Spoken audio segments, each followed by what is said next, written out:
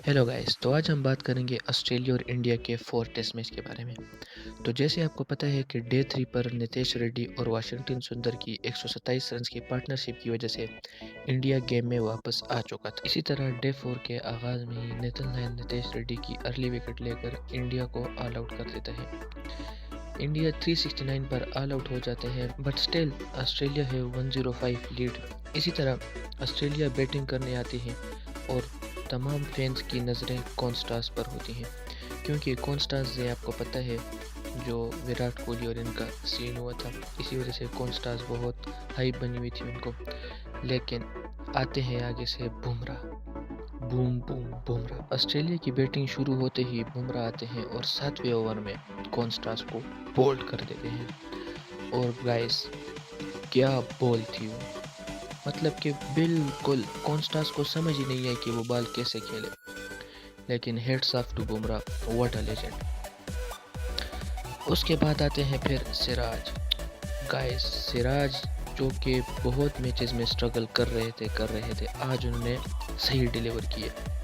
सबसे पहले वो आते हैं और ख्वाजा को एक अच्छी डिलीवरी मारकर ख्वाजा को बोल्ड कर देते हैं। और अगर देखा जाए ख्वाजा की परफॉर्मेंस वगैरह को देखा जाए तो इस पूरे सीरीज़ में ख्वाजा ने कोई अच्छी परफॉर्मेंस नहीं दी। ख्वाजा के आउट होते ही लबुशेन और स्मिथ क्रीज पर खड़े होते हैं और एक अच्छी पार्टनरशिप को स्टार्ट करते हैं। लेकिन यह पार्टनरशिप ज़्यादा देर तक चल नहीं सकी, क्योंकि सिराज वापस आके एक आउटसाइड द स्टंप बॉल मारकर स्मिथ को पीछे कॉट बिहाइंड आउट कर लेते हैं। स्मिथ के आउट होते ही क्रीज पर आते हैं Travis head. You know guys, Travis head.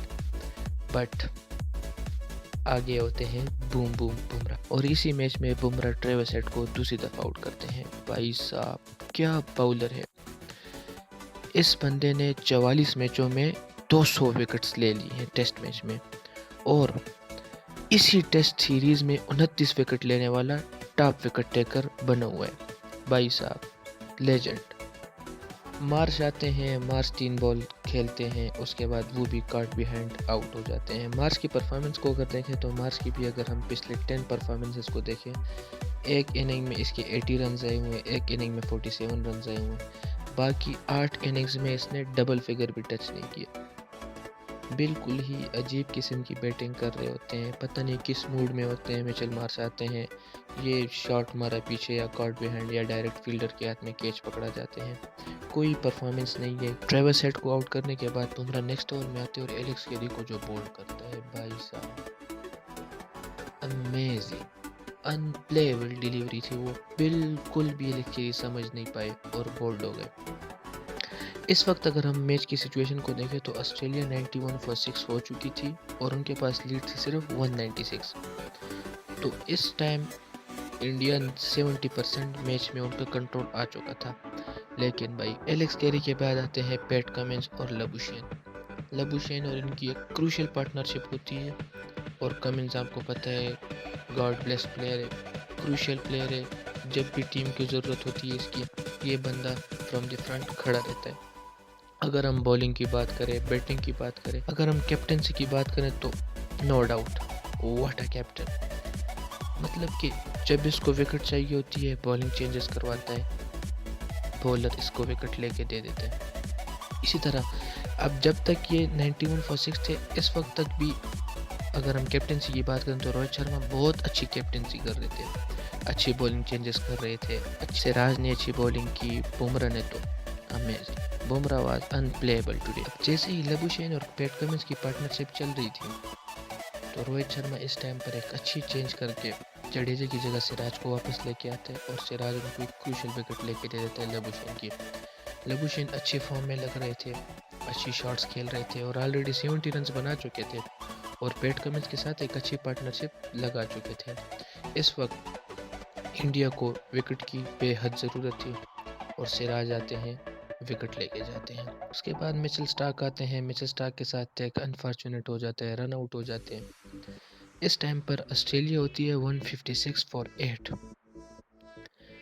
Cummins मौजूद होते हैं, जडेजा आते हैं, कमिंस को बॉल करते हैं, कमिंस स्लिप में आउट। रोहित शर्मा एक अच्छी कैच पकड़कर कमिंस को आउट कर लेते हैं। 173 फॉर 9। अब ये सिचुएशन आती है जिसके बाद इंडिया क्लूलेस नज़र आती है। बिल्कुल उनके पास नेथन लायन और बॉलैंड का कोई जवाब नहीं होता।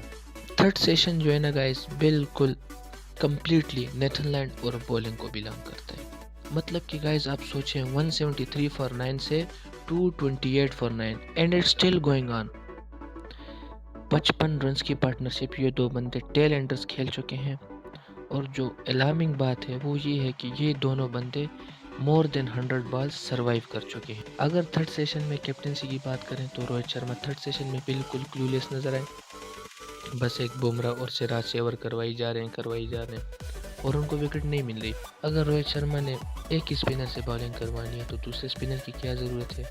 वाशिंगटन सुंदर से सिर्फ एक ओवर करवाया हुआ था उस टाइम तक। अगर इसी वाशिंगटन सुंदर की जगह अगर इनसे ओवर नहीं करवाने, इसकी जगह अगर शुभमन गिल को ले आते तो इनकी बैटिंग स्ट्रांग हो जाती। लेकिन बिल्कुल क्लूलेस नज़र आया रोहित शर्मा थर्ड सेशन में, और इनके पास बॉलैंड और नेथन लायंस का कोई जवाब ही नहीं था अगर सही बात करें बंदा। तो गाइस डे 4 का स्टंप्स हो चुका है और ऑस्ट्रेलिया अभी भी 333 लीड्स के साथ आगे जा रही है। नेथन लायन और बॉलैंड क्रीज पर मौजूद है। अब अगले दिन देखते हैं, मुझे तो ऐसा लग रहा है कि जल्दी अपनी इनिंग डिक्लेयर कर लेंगे। तो गाइस देखते हैं कल इंडिया क्या करता है। अगर इंडिया ने कल अच्छा स्टार्ट किया और रोहित शर्मा जायसवाल ने अच्छी ओपनिंग की, अच्छा पार्टनरशिप किया और इंडिया को एक अच्छा प्लेटफॉर्म सेट करके दे दिया, तो हो सकते हैं इंडिया अपना कमबैक कर ले।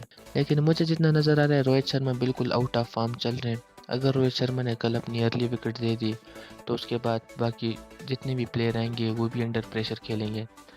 तो कल रोहित शर्मा को अच्छी इनिंग करने की ज़रूरत है अगर वो चाहते हैं कि मैच जीतें। हाँ, अगर ड्रा के लिए जाएंगे तब भी इंडिया बैकफुट पे आएगी, इंडिया अंडर प्रेशर होगी और इंडिया के हारने के चांसेस ज़्यादा हो जाएंगे।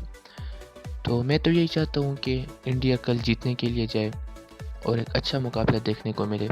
आई होप गाइस आपको ये वीडियो अच्छी लगी होगी। Till then good bye.